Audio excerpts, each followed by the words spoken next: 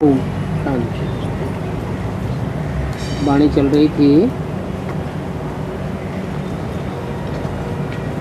रात्रि क्लास 29-8-68।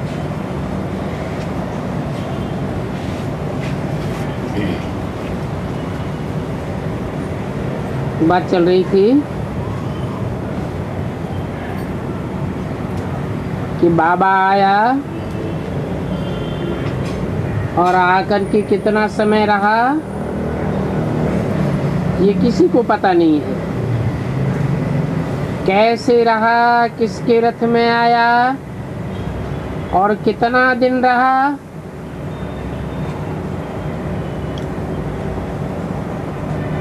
न मालूम होने के कारण महाशिवरात्रि मनाते हैं। बहुत ही अंधकार फैला हुआ हो, जैसे अज्ञान को अंधकार कहा जाता है।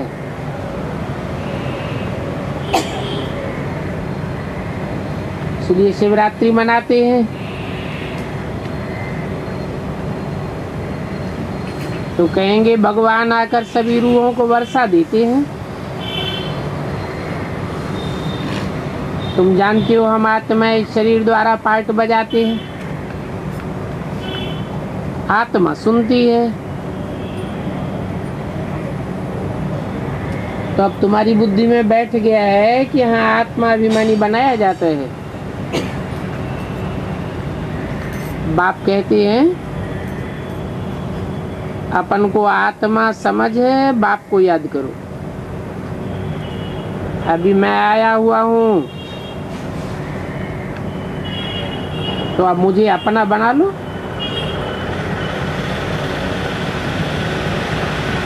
ये बातें रथ सहित समझाते हैं।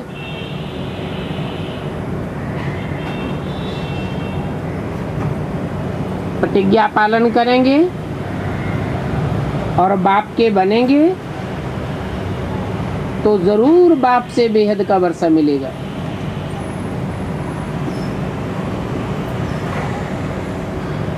और वर्षा है अपार सुखों का। इस दुनिया में है अपार दुख और अनेक प्रकार के दुख हैं। देवताओं के राज्य में तो दुख का नाम निशान नहीं होता है।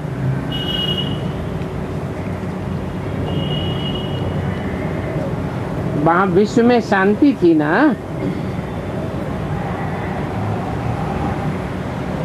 पुराने विश्व में तो शांति हो नहीं सकती, क्योंकि पुरानी विश्व तो बहुत बड़ी होती है और नई दुनिया तो बहुत छोटी होती है। नई दुनिया में एक धर्म एक राज्य होता है। तुम कहते थे बाबा आप आवेंगे तो आपको हम अपना बनावेंगे। अभी मैं आया हुआ हूँ,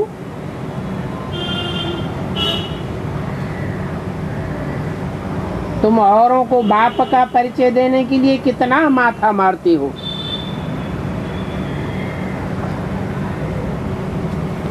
परंतु समझते ही नहीं है। क्यों नहीं समझते हैं?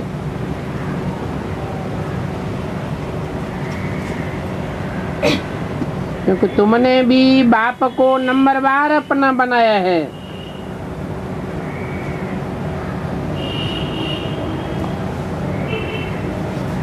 फिर अभी तुम जाते हो स्वर्ग में, पहले स्वर्ग में जावेंगे फिर नरक में आवेंगे।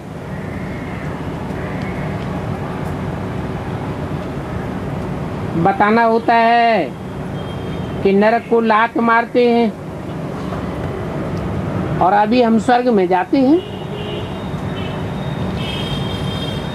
ऐसे ऐसे चित्र भी आगे चल करके बनेंगे। भले एक ही बड़ा चित्र हो, और उस बड़े चित्र में अनन्य 8 बच्चे हों। उन 8 बच्चों का चित्र भी बनावेंगे।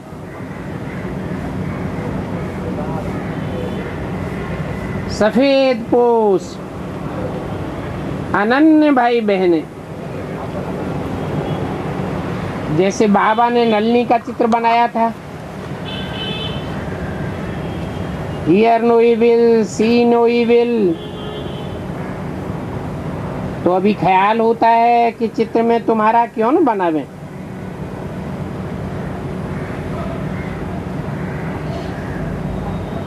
जैसे कृष्ण का बनाया है, तो तुम्हारे हाथ में भी स्वर्ग का गोला हो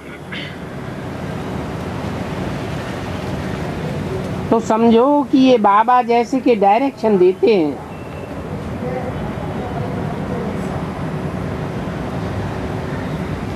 और इस डायरेक्शन को जानते भी तुम ही हो।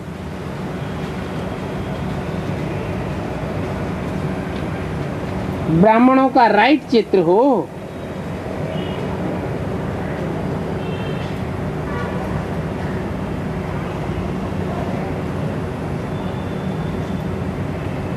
जिसमें दिखाया जाए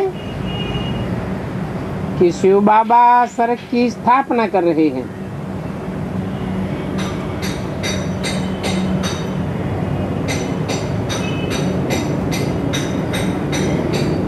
अब वास्तव में शिव बाबा का चित्र तो कोई बना न सके।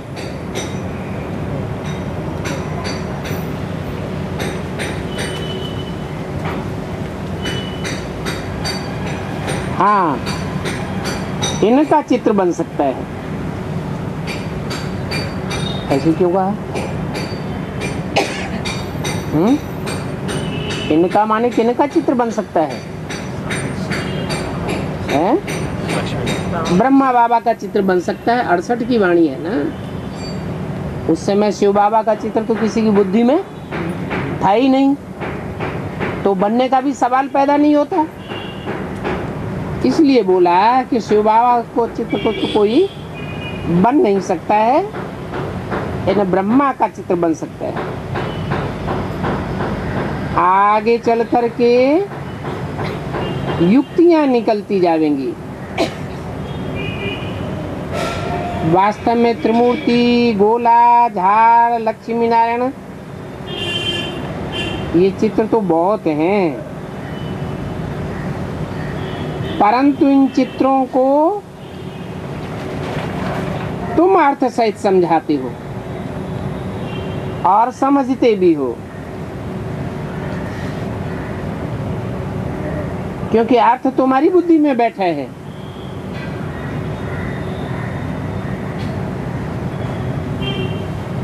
ये जो दुनिया में बड़े बड़े स्पिरिचुअल यूनिवर्सिटी कहे जाते हैं,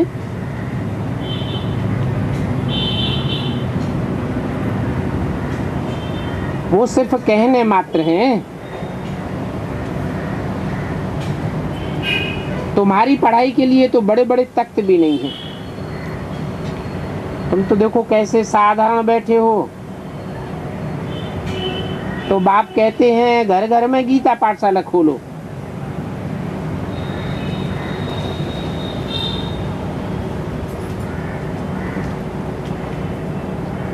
चाल सिस्टम में बड़ी बड़ी गीता पाठी पढ़ाते थे, क्योंकि ये राजयोग की गीता है ना, और ईश्वर की नॉलेज भी बड़ी सहज से सहज है। बाप का वर्षा बेहद का वर्षा है, और ये बेहद की बादशाही भी तुम्हारी है। तुम बच्चे ही बेहद की बादशाही में चले जाएंगे।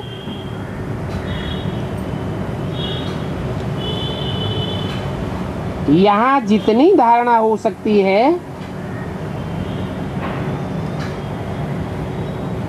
वहां अपने गांव में जाकर के उतनी धारणा नहीं हो सकती। इसलिए बच्चे यहाँ ही आते हैं रिफ्रेश होने के लिए। जानते हैं यहाँ कोई गोरख धंधा तो है नहीं। यहाँ तो बाप बच्चों को आत्माभिमानी बनाते हैं और देह सहित देह के सब संबंध और पदार्थों को भुलाए देते हैं। कहते हैं शरीर का भान छोड़ दो, अब ये दुनिया तुम्हारे लिए नहीं है। हा? हमारे लिए नहीं? क्यों? किसके लिए? हमारे लिए नहीं है? माना हमारे लिए तो नई दुनिया थी और ये पुरानी दुनिया तो असुरों की है और आसुरी दुनिया में दुख बढ़ते ही जाएंगे। तुम यहाँ जितना सुख लेने की कोशिश करेंगे उतना तुमको बदले में दुख ही मिलता जाएगा। तो पक्का समझो कि ये दुनिया अब तुम्हारे लिए नहीं है। हाँ, बाप को याद करते रहो। बाप आए हैं तुमको इस दुनिया को भुलाने के लिए। दुख की दुनिया को भूला जाता है ना। इस राजयोग से तुम कितनी शांति में रहते हो। विश्व में शांति स्थापन करने के लिए तुम गोप गोपिकाएं निमित्त बनती हो। अच्छा, रूहानी बच्चों को रूहानी बाप दादा का याद प्यार, गुड नाइट और नमस्ते। आज का प्रातः क्लास है 30-8-68। किसकी याद में बैठे हो? ये है प्यारे ते प्यारा बाप और प्यारे ते प्यारा संबंध और एक ही ये संबंध है जो प्यारे ते प्यारा है, क्योंकि तुम सभी बच्चों को दुखों से छुड़ाने वाला है। बाप बच्चों को ही देखते हैं, देखते हैं तो बच्चों के दुख कटते जाते हैं। जानते हैं ये आत्मा अब सतो प्रधानता की तरफ जा रही है। तुम बच्चों के लिए सतो प्रधान दुनिया आने वाली है ना। इस दुनिया में तो अथाह दुख हैं, तो गाते भी हैं दुख हरता सुख करता। अभी बाप तुमको सच सच सभी दुखों से छुड़ाने आए। वहां स्वर्ग में कोई भी दुखों का नाम निशान नहीं होगा। बीमारी आदि भी कुछ नहीं होती है। तो ऐसे बाप को तो याद करना बहुत जरूरी है। और बाप का भी बच्चों से प्यार है। ये भी जानते हो कि बाप का किन किन बच्चों पर प्यार है।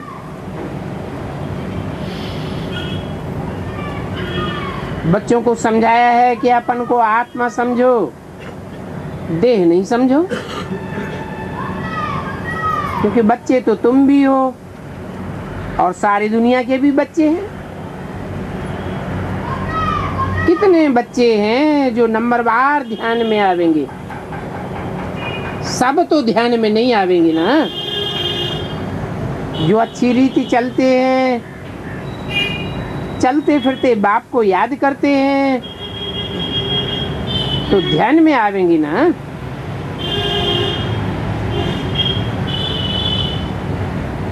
ये बात भी तुम क्यों कहते हो कि तुम्हारा जन्म बाई जन्म से चलते फिरते पापों का बोझा चढ़ गया है? तो इस याद की यात्रा से तुम पाप आत्मा से पुण्य आत्मा बन जाएंगे। आत्मा पुण्य आत्मा बन जाती है ना, ये भी तुम जानते हो कि ये पुराना तन है, इस पुराने तन में दुख तो आत्मा को ही होता है। शरीर को चोट लगती है तो चोट लगने से आत्मा को दुख फील होता है।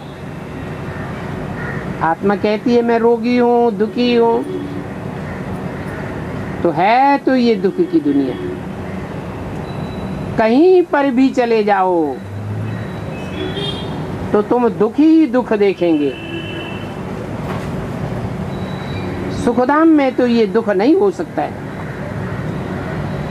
दुख का नाम लिया तो गोया तुम दुखधाम में हो। वहां तो दुख का नाम भी कोई नहीं लेगा। दुखों को अनुभव करने की तो बात ही दूर। वहां सुखधाम में तो जरा भी कोई भी प्रकार की तकलीफ नहीं होती है। तो अभी समय बाकी थोड़ा है, इस थोड़े समय में ही पूरा पुरुषार्थ करना है बाप को याद करने का। और जितना जितना याद करते रहेंगे उतना ही तुम सत्व प्रधान बनते जाएंगे। तो पुरुषार्थ करके ऐसी अवस्था जमानी है जो कि तुमको पिछाड़ी में सिवाय बाप के और कोई याद ना आवे।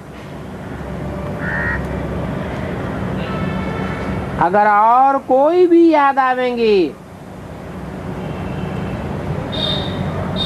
तो बदले में तुमको क्या दे जावेंगे? है आगे ऐसा टाइम आने वाला है कि बाप के अलावा तुम और कोई को भी याद करेंगे तो बदले में तुमको क्या मिलेगा? दुख ही मिलेगा। तो कोई भी याद ना आवे। एक गीत भी है, अंतकाल जो स्त्री सुमिरे। ये अंतकाल है, ऐसे नहीं कि जब मनुष्य शरीर छोड़ते हैं तब ही अंतकाल होता है। वो है हद का और ये है बेहद का। अभी तो सारी पुरानी दुनिया का दुखधाम का अंत होता है और ये बात तुम ही जानते हो। तो अभी तुम सुखधाम के लिए पुरुषार्थ करते हो। तुम शूद्र से अब सो ब्राह्मण बने हो। ब्राह्मण से फिर देवता बनेंगे। बाकी सारी दुनिया तो सभी मनुष्यों की, शूद्रों की है और तुम अभी ब्राह्मण बन गए हो। तो ये बात बच्चों की बुद्धि में याद रहना चाहिए कि सारी दुनिया शूद्रों की है, दुखों की दुनिया है और हम अब दुखों की दुनिया से निकलकर चोटी पर चढ़ते हैं। ब्राह्मणों को चोटी दिखाई जाती है ना। चोटी सुखों की चोटी है, चोटी का सुख है, उसे कहते हैं अतीन्द्रिय सुख, जो और कोई जन्म में नहीं मिलता है। सतयुग के पहले जन्म में भी ये चोटी का सुख नहीं मिलेगा। तो अभी तुम चोटी पर चढ़ते हो। तो इसके लिए एक बाप को याद करना है, मोस्ट बिलीव्ड बाप है। इनसे जास्ती मीठी चीज और कोई दुनिया में होती ही नहीं है।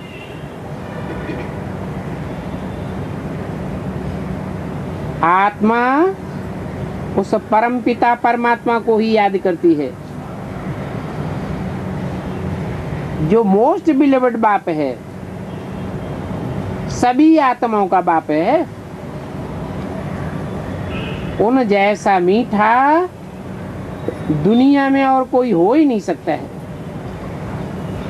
इतने सभी ढेर बच्चे हैं,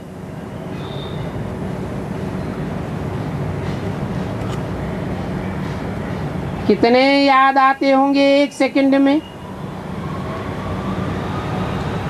अच्छा बताओ, सारी सृष्टि का चक्र कैसे फिरता है? वो चक्र फिरना भी बुद्धि में अर्थ सहित होना चाहिए।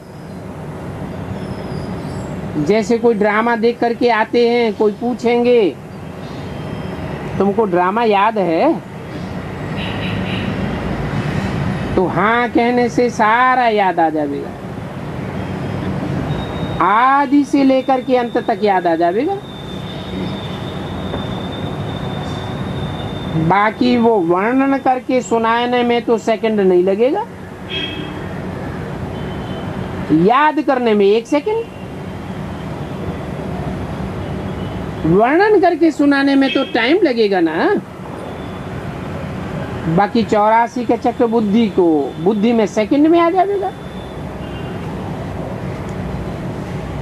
ये बाबा बेहद का बाबा है। बाप की याद आने पर ही 21 जन्मों का सुख का वर्षा सामने आ जाना चाहिए। बाप से ये बेहद का वर्षा मिलता है, और सेकंड में बच्चों को बाप का वर्षा मिल जाता है। तो दुनिया में भी कहते हैं बच्चा पैदा हुआ और बाप जान जाते हैं ये मेरा वारिस बनने वाला है। वारिसदार ने जन्म लिया है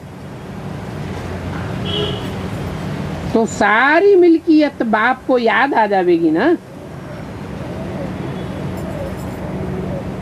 तुम भी अकेले अकेले अलग अलग बच्चे हो ना, तो तुमको भी अलग अलग वर्षा मिलता है, एक जैसा वर्षा नहीं मिल सकता,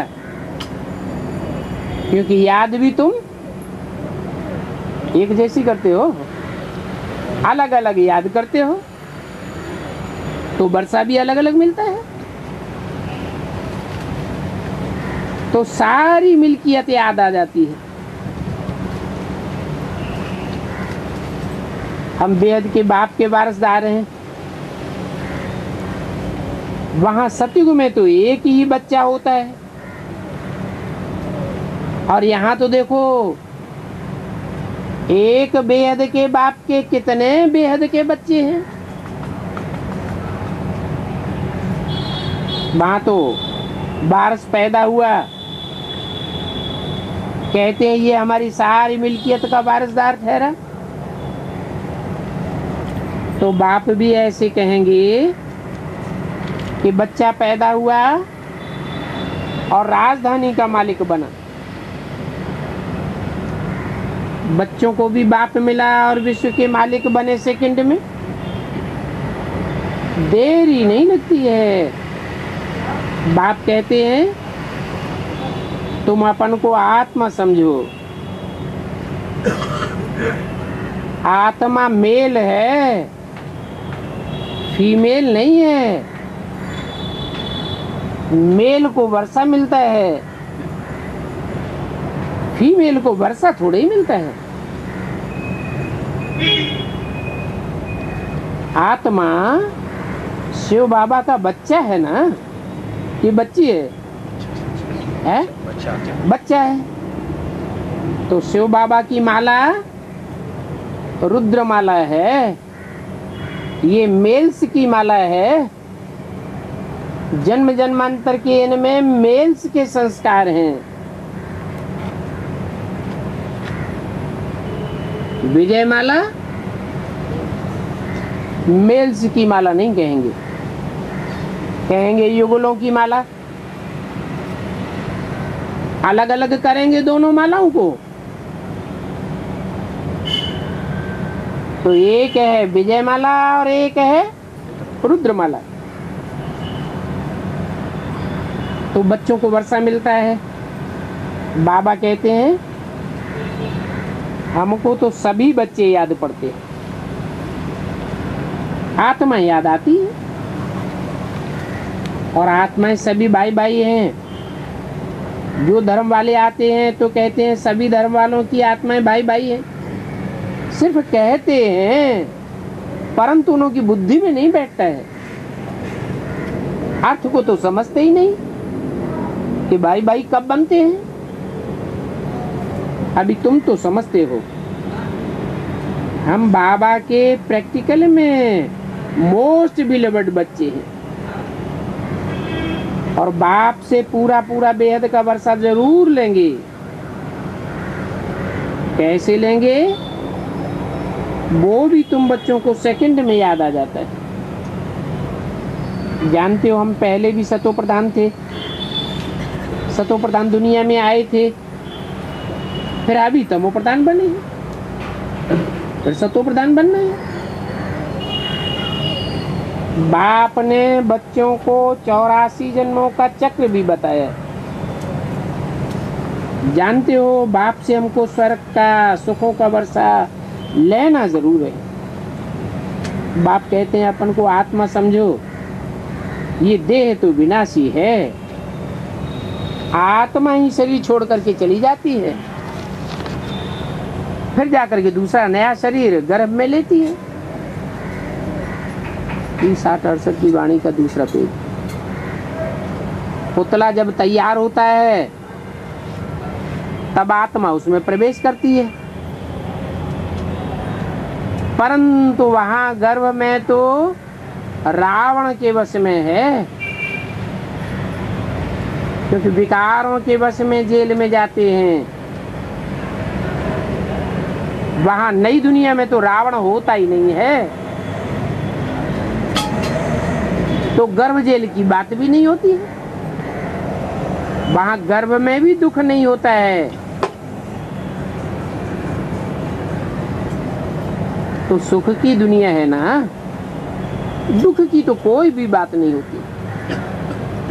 जब बूढ़े होते हैं तो पता पड़ता है अभी हम शरीर छोड़ दूसरे शरीर में जाकर के प्रवेश करेंगे, तो वहां डर की कोई बात नहीं रहती, क्योंकि वहां तो देह अभिमान होता ही नहीं है। देह अभिमान होता है तो डर पैदा होता है। आत्मा अभिमानी है तो डर की बात ही नहीं, निडर हो जाते। तो डर का भी दुख वहां नहीं होता है। बाप आकर के तुमको ऐसे अपार सुखों में ले जाते हैं। वहां सतयुग में अपार सुख हैं और कलयुग में अपार दुख है। इसलिए इस युग को कहते हैं दुखधाम। बाप आते हैं तो तुम बच्चों को कोई तकलीफ नहीं देते हैं। कहते हैं बल तुम अपने घर गृहस्थ व्यवहार में रहो, अपने बच्चों आदि को संभालो, सिर्फ बाप को याद करो। गुरु गुसाई आदि जो भी हैं इन सभी को छोड़ दो। घर गृहस्थ के जो संबंधी हैं उनको छोड़ने की बात नहीं बताई। किसको छोड़ दो? इन गुरुओं को छोड़ दो। क्यों?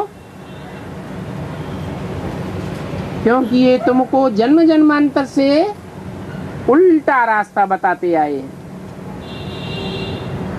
और तुम ये तो जानते हो कि मैं तो सभी गुरुओं का बड़ा गुरु हूं।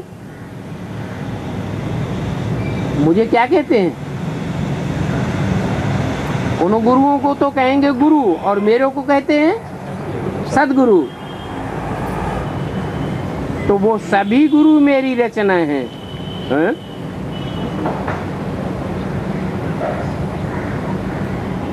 वो सभी गुरु मेरी रचना है। किसकी रचना है?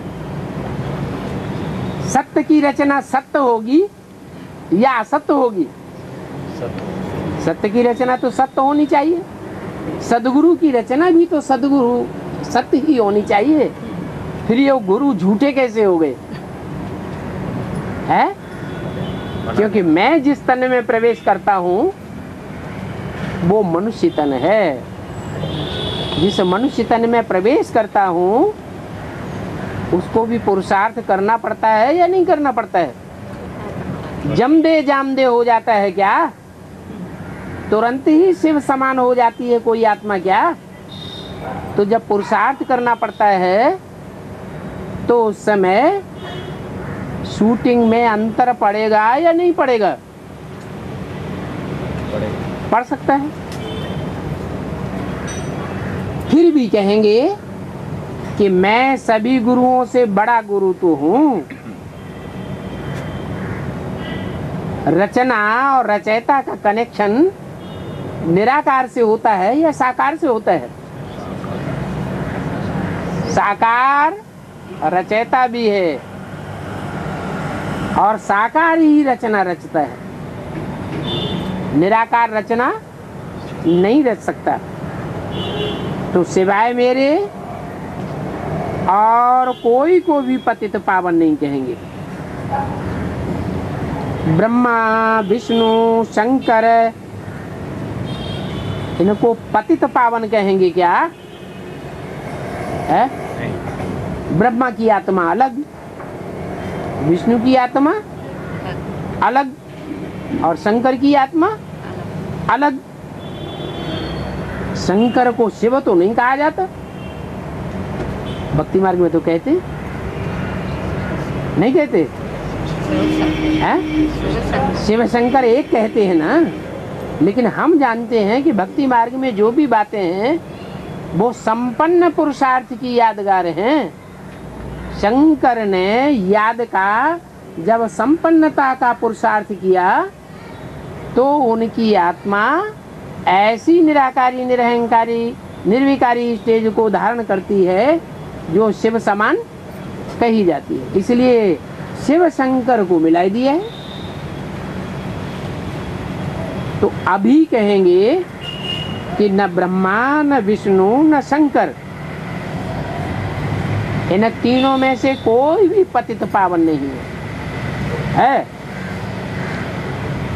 क्योंकि अभी विष्णु की स्टेज में नहीं है। नई दुनिया बनी कहाँ है जो नई दुनिया की पालना करने वाला विष्णु कहा जाए? और ब्रह्मा तो है ही पतित, इसलिए उनकी पूजा भी नहीं होती, मंदिर भी नहीं बनते, मूर्तियां भी नहीं बनती। बाकी रहा शंकर, शंकर तो खुद ही याद में बैठा हुआ है। याद का भी पुरुषार्थ है ना। क्यों पुरुषार्थ कर रहा है? पतित है या पावन साबित होता है? शंकर को पतित कहेंगे? है?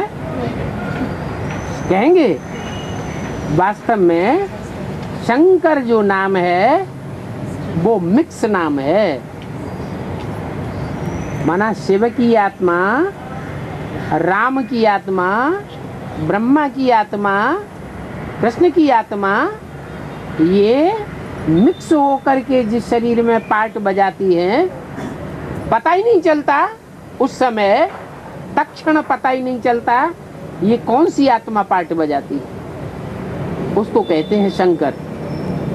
बाकी नाम शरीर के ऊपर पड़ता है या आत्मा के ऊपर पड़ता है? वो तो एक ही शिव है जिसकी आत्मा का नाम है। बाकी तो जो भी आत्माएं हैं उनके शरीर के ऊपर नाम पड़ता है। तो शंकर नाम किसका हुआ? शरीरधारी का हुआ ना। तो जिसका शरीर है उस आधार पर कहा जाता है शंकर। तो उसको भी पतित पावन नहीं कहेंगे, क्योंकि वो भी याद में बैठा हुआ है। कोई को भी दुनिया में पतित पावन नहीं कह सकते। तो देवताओं को भी पतित पावन नहीं कह सकते। क्यों? क्योंकि देवताएं भी पतित स्टेज से सुख भोगते भोगते क्या हो जाते हैं? नीचे गिरते जाते हैं, उनकी आत्मा की कला भी कम होती जाती है। और मेरी आत्मा की कला की तो बात ही छोड़ो, मुझे तो कहते ही हैं कलातीत। सूर्य को कलाओं में बांधा जाता है क्या? मेरी कलाओं की कभी अवगणना नहीं होती है। तो मैं ही पतित पावन हूँ। बाकी गंगा, उसको भी पतित पावन ही नहीं कहेंगे, बिल्कुल पतित पावन ही नहीं कहेंगे। उनको पतित पावन कहना ये तो अति मूर्खता है। ये पानी की नदियां तो सदैव होती ही होती हैं। पानी की नदियां, पानी की नदी क्यों कहा? क्योंकि पानी को बिलोने से कभी भी मक्खन नहीं निकलता, और दूध को बिलोने से मक्खन निकलता है। बिलोने का मतलब क्या हुआ? बिलोने का मतलब हुआ मंथन करना। ये नदियां मंथन करके कोई नई बातें नहीं निकालती हैं। मैं आता हूं तो तुम बच्चों को नित नई बातें सुनाता हूं। वो गुरु लोग भी जो सुनावेंगे पुरानी शास्त्रों की ही बातें सुनावेंगे। पुरानी बातें सुनाते सुनाते दुनिया पुरानी ही होती जाती है, नई दुनिया तो बनती नहीं। मैं आकर के नया ज्ञान सुनाता हूँ तो नए ज्ञान से नई दुनिया की स्थापना हो जाती है। वो मनुष्य तो उन नदियों में ही स्नान करते रहते हैं। जब बरसात पड़ती है तो फ्लड शो हो जाता है। कितने बह जाते हैं, ये भी दुख हुआ ना। तो देखो फ्लड सा आता है तो कितने मनुष्य मर जाते हैं। सतयुग में इन नदियों में भी फ्लड नहीं आता है। वहां कोई भी प्रकार का अति नहीं होती है। इस दुनिया में तो 5 तत्व भी अति में जाते हैं, तामसी बन जाते हैं। वहां तो 5 तत्व भी आर्डर में रहते हैं। तो नदियों में भी फ्लड शादी नहीं होता। तो सतयुग में तो दुख की कोई भी प्रकार की बात ही नहीं। मनुष्य तो क्या, वहां तो जानवर भी दुखी नहीं होते हैं। और जानवरों का भी अकाले मौत नहीं होता है। जहां मनुष्यों का अकाले मौत होता है वहां जानवरों पशु पक्षियों का भी अकाले मौत होता है। मनुष्य जब नीचे गिरता है तो सभी पशु पक्षी प्राणी नीचे गिरते हैं। मनुष्य जब ऊपर उठता है तो सभी पशु पक्षी प्राणी ऊपर उठ जाते हैं। दुखों की दुनिया में से निकल करके सुखों की दुनिया में चले जाते हैं। तो ये ड्रामा ऐसा बना हुआ है। भक्ति मार्ग में सब गाते हैं, बाबा आप आवेंगे तो हम आपका ही बनेंगे। भक्ति मार्ग में गाते रहते हैं। अभी जब मैं आया हुआ हूं तो देखो 70-71 साल होने आए और मेरी बात एक कान से सुनते हैं, दूसरे कान से निकाल देते हैं, सुनते ही नहीं। आत्मा कहती है बाबा हम आपका बनेंगे जब आप आवेंगे। परंतु देखो ये बात का भी असली रूप में किसी को पता ही नहीं है। सृष्टि की आयु कितनी होती है ये भी कोई नहीं जानते। बाप बतलाते हैं ये बात तो कितनी सहज है। सृष्टि की आयु आधा दुख और आधा सुख। आधा दुख तब कहा जाता है जब दुख की दुनिया में मनुष्य दिनों की गिनती करते हैं, टाइम को याद करते हैं। जहां सुखों की दुनिया होती है वहां तो टाइम होता ही नहीं, जैसे कि टाइम की कोई गिनती ही नहीं करता। दुख में दिन गिने जाते हैं या सुख में दिन गिने जाते हैं? दुख की दुनिया में लोग दिन गिनते हैं। तो हिस्ट्री कितने साल की है? 2500 साल की हिस्ट्री मिलती है। इससे साबित होता है कि ये दुखों की दुनिया 2500 साल की है, तो जरूर इससे पहले 2500 साल सुख हुआ होगा। ये 2500 साल दुख और 2500 साल सुख दोनों मिला करके 5000 साल की ये सुख की दुख की दुनिया है। आगे तुम जानते थे क्या सृष्टि की आयु 5000 वर्ष है? कह देते थे वो तो लाखों वर्ष है। अभी बाप ने आकर के समझाया है कि हर एक युग की आयु 1250 वर्ष होती है। वो शास्त्रकार तो लाखों वर्ष कह देते हैं। स्वास्तिका में भी पूरे 4 भाग होते हैं, जरा भी फर्क नहीं पड़ता है। विवेक भी कहता है बराबर हिसाब होना चाहिए। पूरी में भी जब हंडा चढ़ाते हैं चावलों का तो उसके भी पूरे 4 भाग हो जाते हैं, आप ही हो जाते हैं। वो 4 भाग हैं, सतो प्रधान, सतो सामान्य, रजो और तमो स्वास्तिका की निशानी। उनका हिसाब होना चाहिए। उन पंडों की भी ऐसी युक्ति रची हुई है कि 4 भाग हो जाते हैं। वहां जगन्नाथपुरी में चावल बहुत खाते हैं।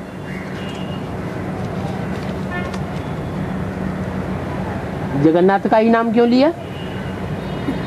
श्रीनाथपुरी में क्यों नहीं कहा कि चावल बहुत खाते हैं? वहां 36 प्रकार के भोग खावेंगे और जगन्नाथपुरी में चावल खावेंगे। क्यों है? क्योंकि जो नई दुनिया होती है सतयुग, वहां श्रेष्ठ ही श्रेष्ठ देवताएं होते हैं। उन श्रेष्ठ देवताओं का नाथ होता है श्रीनाथ। और वही दुनिया जब पुरानी हो जाती है तो उसको जगत कहा जाता है। और जब जगत ये दुनिया बनती है तो दुनिया की आबादी बहुत बढ़ जाती है। वो सब बढ़ी हुई आबादी में दुखों की दुनिया में पलने वाले लोगों की संख्या ज्यादा है या सुखी अपने को समझने वालों की संख्या ज्यादा है? दुखों में पलने वालों की संख्या ज्यादा है। लेकिन सुख वाले हों या दुख वाले हों, दोनों को मिला करके जगत कहा जाता है। तो जो जगन्नाथ है उनको चावलों का हंडा चढ़ाया जाता है। कब की बात है? जगन्नाथ कब की बात है और श्रीनाथ कब की बात है? सतयुग में होते हैं श्रेष्ठ देवताएं, उनका नाथ हुआ श्रीनाथ। और कलयुग में होते हैं कोई भी देवताएं तो होते नहीं, सब भ्रष्ट होते हैं। उनकी संख्या बहुत ज्यादा होती है। जगत की संख्या 500-700 करोड़ और श्रेष्ठ दुनिया की संख्या लाखों की तादाद में। तो कितना अंतर हो जाता है। वैसे तो जगन्नाथ कहो बा श्रीनाथ कहो, बात एक ही है? एक कैसे? क्योंकि संगम युग में श्रीनाथ अर्थात कृष्ण की आत्मा जो सतयुग में राज्य करती है, और जगन्नाथ जो कलयुग के अंत में सारे विश्व का मालिक बनता है।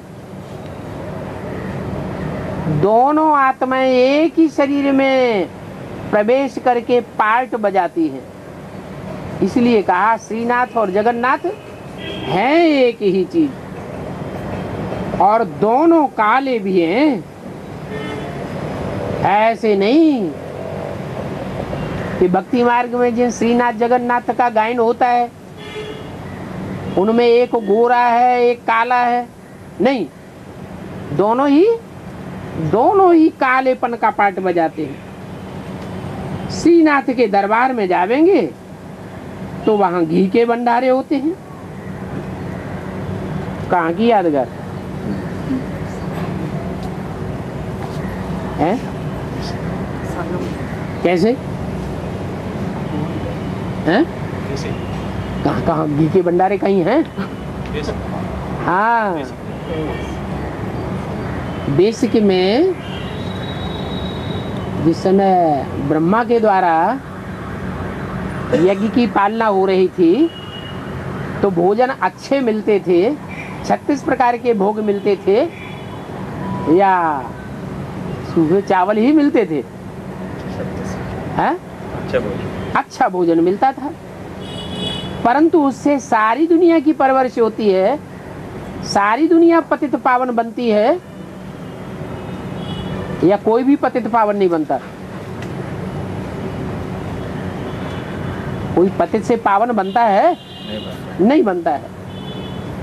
जगन्नाथ का भंडारा है त्याग तपस्या की यादगार, और श्रीनाथ का भंडारा त्याग तपस्या की यादगार नहीं है, भोग भोगने की यादगार है। तो पुरुषार्थ भोगी जीवन में होता है या त्याग तपस्या की योगी जीवन में होता है? वहां श्रीनाथ भंडारे में सभी प्रकार के घी के तले हुए अच्छे अच्छे पदार्थ मिलते हैं। वहां तो एक घी का कुआं ही बनाई दिया गया है भक्ति मार्ग में। जो भी आते हैं घी का मटका या डब्बा भर करके लाते हैं और उसमें डाल देते हैं। नीचे मशीन लगी हुई है और मशीन से घी कढ़ाव में सीधे डाल दिया जाता है। बाहर में दुकानें लग जाती हैं जहां वो भोग बेचा जाता है, मुफ्त में किसी को नहीं मिलता, बेचा जाता है। और जगन्नाथ भंडारे में है मुफ्त में मिलता है या बेचा जाता है? मुफ्त में मिलता है। श्रीनाथ भंडारे में कितना 36 प्रकार का भोग लगता होगा, लेकिन सभी यात्रु जाकर के दुकानों से मोल लेते हैं। क्या? पैसे दो और भोग लो। जगन्नाथ भंडारे में फिर ऐसा नहीं होता, कोई पैसा देवे या न देवे, सबको भोग मिलता है वहां, लेकिन चावल ही चावल होते हैं। तो वो जगन्नाथ और वो श्रीनाथ, ये यादगार है। सुखधाम और दुखधाम दोनों की यादगार दिखाई गई है। श्रीनाथ सुखधाम का था और जगन्नाथ दुखधाम का दिखाते हैं। काले तो इस समय सभी बन गए हैं, चाहे श्रीनाथ की आत्मा हो और चाहे जगन्नाथ की आत्मा हो, दोनों ही काली हैं। काम चिच्छा पर चढ़ करके काले बन गए।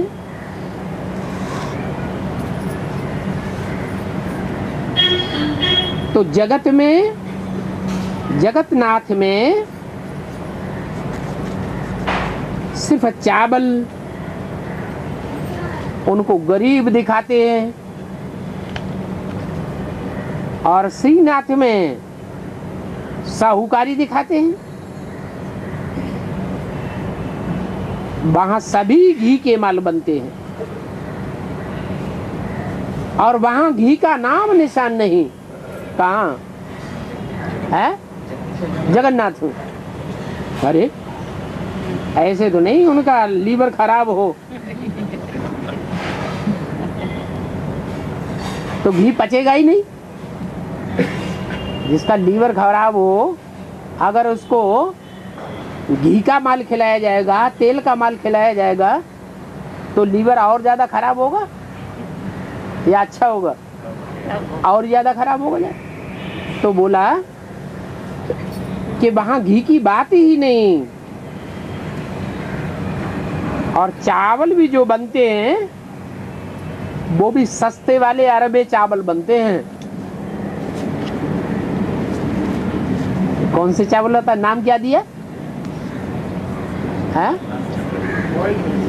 अरबे। हाँ, तो ये बातें बाप बैठ बताते हैं।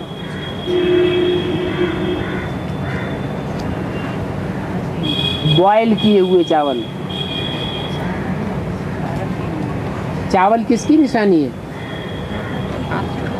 चावल है आत्मा की निशानी। ऐसी आत्मा जिसका देह अभिमान का छिलका उतारा गया हो, और सिर्फ छिलका ही ना उतारा गया हो, अच्छी तरह बॉयल की गई हो।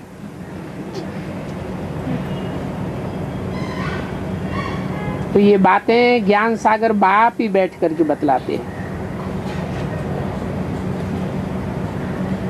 भक्ति को अज्ञान कहा जाता है।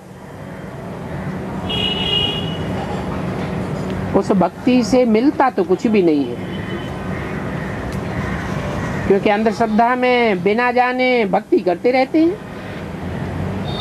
हाँ, ये कहेंगे कि जो गुरु लोग पंडे लोग होते हैं उनकी आमदनी होती रहती है, बाकी पब्लिक को कोई फायदा होता नहीं है। वो गुरु लोग भी अगर ये धंधा नहीं करेंगे तो खावेंगे कहां से? और ये गुरु तो ढेर के ढेर हैं। दुनिया में भी कोई बढ़ई बहुत होशियार होता है और उस बढ़ई से कोई सीखते हैं तो कहेंगे ये हमारा गुरु है, इसने हमको ये बढ़ईगिरी का काम सिखाया। अब बाप कहते हैं वो सभी धंधे धोरी सिखाने वाले जिस्मानी होते हैं, वो जिस्म वाले गुरु होते हैं। मैं तो रूहानी हूं, तुम्हारे साथ कोई जिस्मानी गुरु नहीं है। ये विचित्र बाप है। बाप कहते हैं कि ये शरीर भी मेरा नहीं है। कौन सा शरीर है? कौन सा शरीर मेरा नहीं है?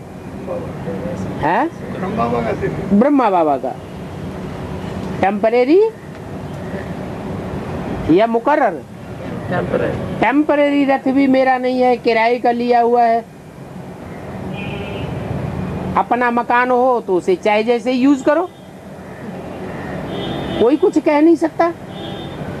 और पराया मकान है, किराए पे लिया हुआ है, तो मकान मालिक डांट मारेगा कि नहीं? तो ये मेरा टेम्परेरी रथ है, मेरा नहीं है। ये तो तुम्हारे दादा का शरीर है, जिसने पूरे 84 जन्म लिए हैं। क्या मतलब हुआ है?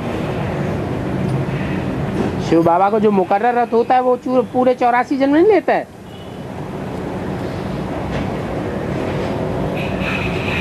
माने ब्रह्मा की आत्मा बार बार शरीर बदलती है। शरीर बदलती है माने देह अभिमान बार बार आता है। और मैं जिस मुकर्रर रथ में प्रवेश करता हूँ उसको अनिश्चय अर्थात देहभान बार बार नहीं आता है। हाँ, ये कहेंगे कि मैं इनके बहुत जन्मों के अंत में प्रवेश करता हूँ, चाहे राम हो चाहे कृष्ण हो, इनके बहुत जन्मों के अंत में आता हूँ किस लिए? तुमको सुखधाम में ले जाने के लिए।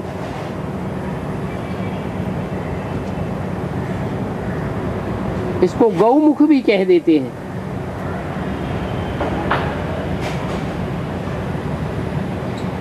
गौमुख पर कितना दूर दूर जाते हैं।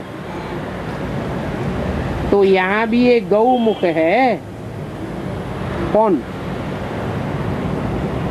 गौमुख है? ब्रह्मा। ब्रह्मा तो पुरुष चोला था, गौ कहाँ था? बैल था या गौ था? है? गौ कहेंगे क्या? गौ तो नहीं कहेंगे, फिर क्या कहेंगे? वही ब्रह्मा की सोल जब शरीर छोड़ती है तो कोई माता के तन में प्रवेश करके पाट बजाती है। अभी देखो ये पहाड़ है गौमुख, उस पहाड़ पर गौ का मुख बनाई दिया है। माना क्या मतलब हुआ कि एडवांस ज्ञान में जब आत्मा आती है तो ऊंची स्टेज में जाती है। ऊंची स्टेज को ही पहाड़ दिखाया गया है और उस पहाड़ पर गौ का मुख बनाई दिए है। काई का बनाई दिया है? लकड़ी का बनाई दिया है या मिट्टी का बनाई दिया है? इस चीज का बनाई दिया है? हैं? अरे पत्थर का बनाई दिया है। तो पत्थर का बनाई दिया का मतलब क्या हुआ है? पत्थर बुद्धि की स्टेज दिखाई गई है तो ऊंची स्टेज। तो देखो जब ऊंची स्टेज है, पहाड़ है, तो पहाड़ से पानी तो जरूर आवेगा। बादल होते हैं, ऊंची स्टेज में पहाड़ से जाकर टकराते हैं तो क्या बन जाता है? पानी बन जाता है। कुएं में भी जो पानी आता है वो कहां से आता है? वो भी पहाड़ से ही आता है। पहाड़ से नदियों में भी पानी आता है, पहाड़ से पोखरों में भी पानी आता है।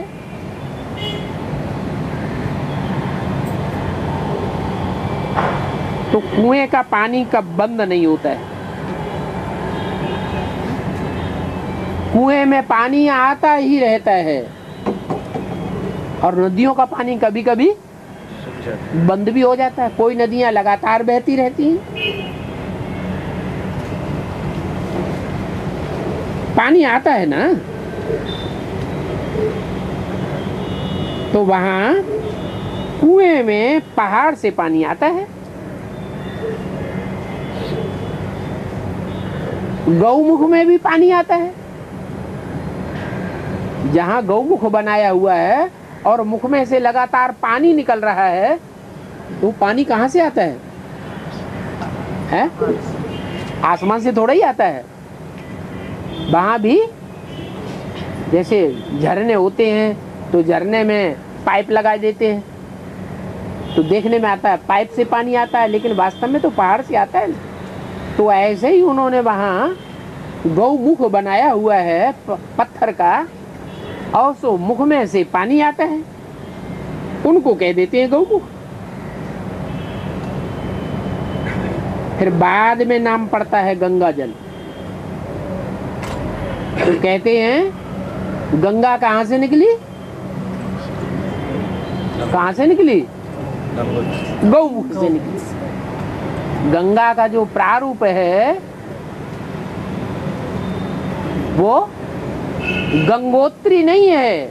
कहाँ से है? गौमुख से है। वहां गौमुख से गंगा निकलती है, ऊंचाई ऊंचे पहाड़ से, परंतु वहां लोग चढ़ तो सकते नहीं सबके सब। सहज यात्रा कहाँ तक हो जाती है? गंगोत्री तक। तो गंगोत्री से समझ लेते हैं कि गंगा निकली। गंगा उतरी, कहाँ से उतरी? गंगोत्री में उतरी। अब उतरेगी तो पहाड़ से उतरेगी ना, तो नाम दे दिया गंगोत्री। उनको फिर गंगा जल कहते हैं। वहां जाकर के गंगोत्री में स्नान करते हैं। तो देखो ये सब झूठी बातें ठहरी, तो सच्ची बात कहाँ की है?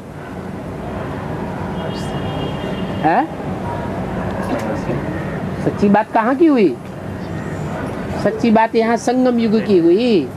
संगम युग में जब कृष्ण की आत्मा सात्विक स्टेज में पहुंचती है, तो सात्विक स्टेज में वो कोई स्त्री चोले में प्रवेश करती है, और प्रवेश करने के बाद संसार में जगदम्बा के रूप में प्रसिद्ध होती है। उस जगदम्बा का नाम कामधेनु गौ दिखाया गया है। कामधेनु गौ के लिए दिखाते हैं तो उसके पेट में कितने देवताएं वास करते हैं? 33 करोड़ देवताएं वास करते हैं।